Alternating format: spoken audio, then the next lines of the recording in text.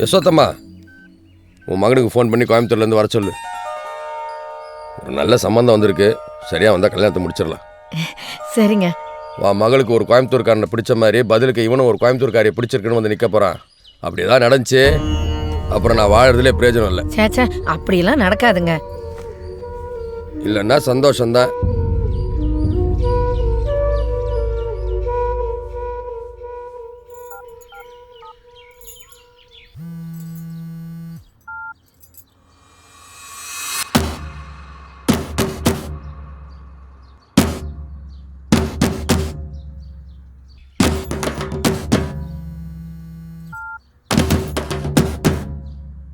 ஐயோ அங்கிள், உங்களுக்கு அந்த குடும்பத்துக்கு எப்போ லடாயின்னு தெரிஞ்சதோ அன்னிலேருந்து அந்த பொண்ணு பக்கம் திரும்பி கூட பார்க்கறது இல்லை. பாத்ரூம் போயிட்டு லைட் ஆஃப் பண்ண மறந்துட்டேன், நான் போய் ஆஃப் பண்ணிட்டு வந்துடுறேன். இங்க இருந்து யாரும் போக கூடாது. மாம்ஸ், நீங்கள் நினைக்கிற மாதிரிலாம் ஒன்றும் இல்லை.